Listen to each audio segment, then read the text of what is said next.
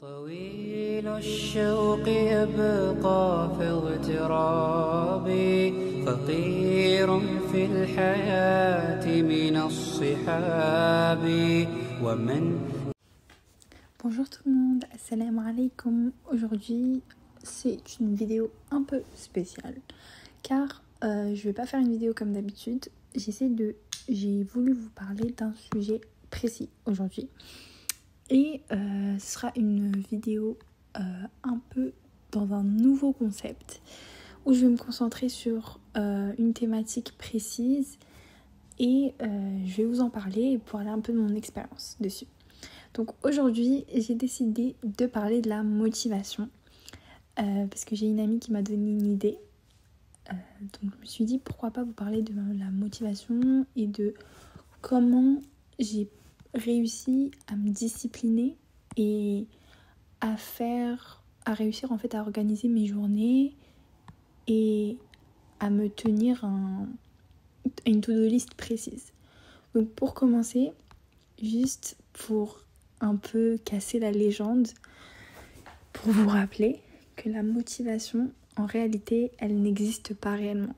La motivation, en fait, c'est quelque chose qui va être présent au début. Vous allez avoir de la motivation, vous allez avoir envie de travailler, de réussir votre année, etc. Mais en fait, la motivation, elle ne dure pas. La motivation, c'est vraiment une chose qui va durer peut-être 2 semaines, 1 mois, mais après, elle va partir.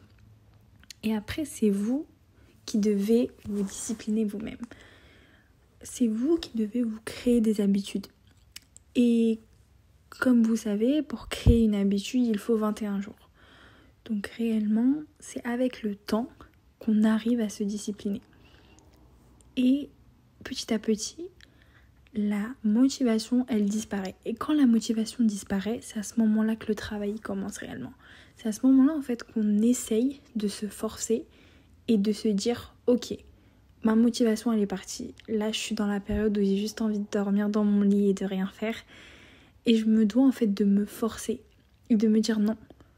Je dois combattre, en fait, mon nafs. Parce qu'en vrai, tout est une histoire de toi et toi-même.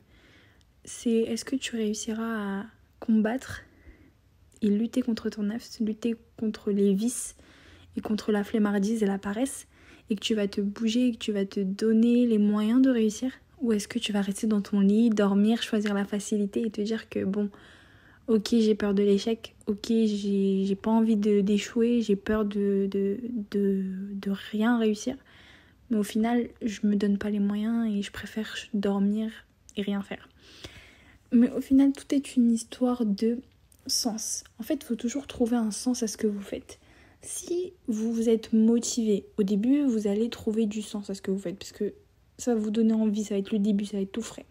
Mais petit à petit, pour réellement réussir en fait à garder en tête et à travailler, à se discipliner, petit à petit, il faut se rappeler en fait du réel sens de pourquoi vous travaillez, pourquoi vous faites ça, pourquoi vous vous levez tôt, pourquoi vous lisez le Coran.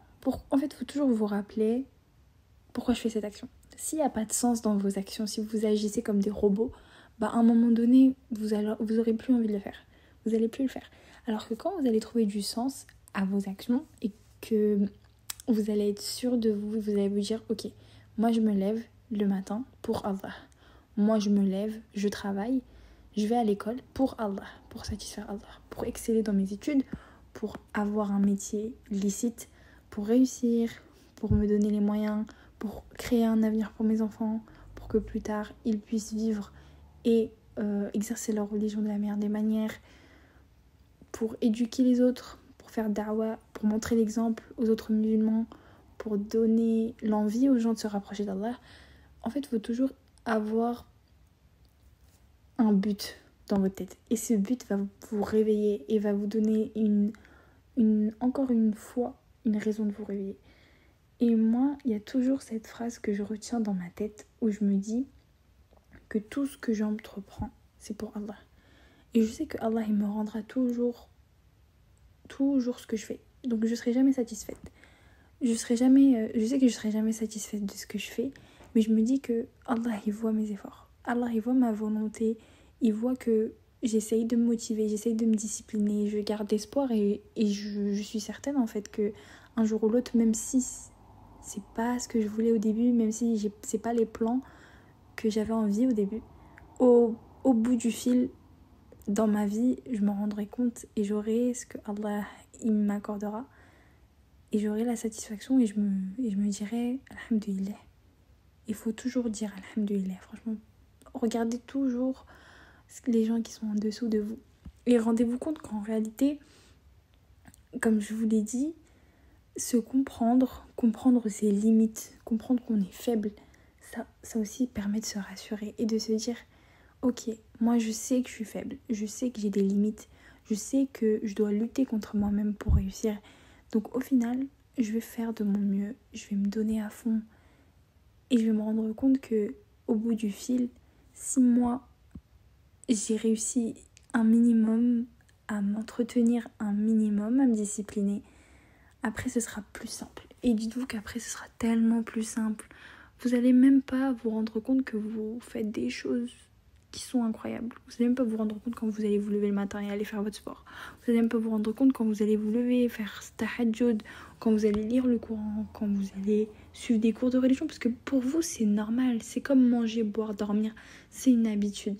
C'est une habitude. Après, ce sera tellement facile. Il faut seulement lutter au début.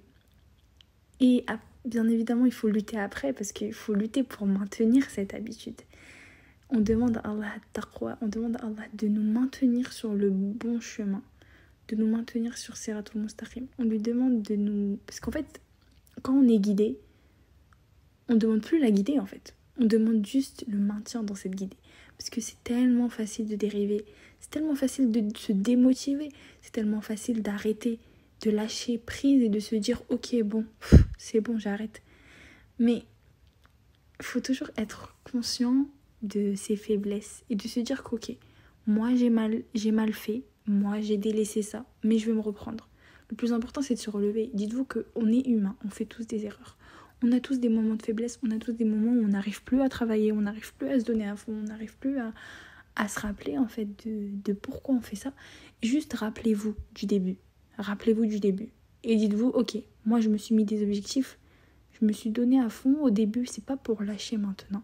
C'est pas pour me dire et prendre la facilité. C'est pas pour délaisser Allah au bout.